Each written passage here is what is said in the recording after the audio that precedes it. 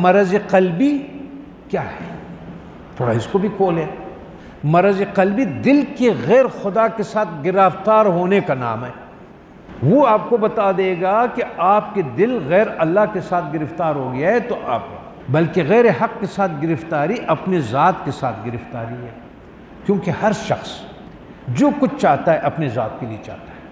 اگر اولاد سے دوستی کرتا ہے تو اپنے ذات کے لیے دوستی کرتا ہے، اسی طرح مال و دولت اور سرداری اور مرتبے کی محبت سب کچھ اپنی ذات کے لیے، پس فی الحقیقت اس کا معبود اس کی خواہش نفس ہے۔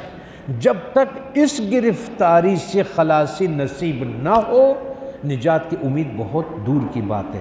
امراض باطنی جو ہمارے اندر کی بیماریاں ہیں، کیا ہے؟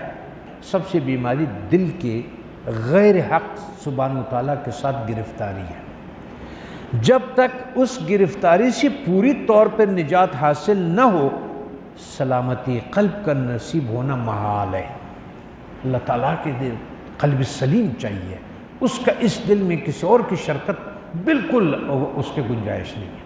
تم اپنی زندگی میں اللہ تعالیٰ کی محبت تمہیں نہیں نظر آئے، اور تمہیں صرف ان چیزوں کی محبت ادھر نظر آئے جس کے لیے تم سب کچھ کرتے ہو، اور وہ محبت ایسے مر جائے تیرے اندر، ایسے مغلوب ہو جائے، ایسا نیست ہو جائے کہ تمہارا دل اس کی بیمار بن جائے۔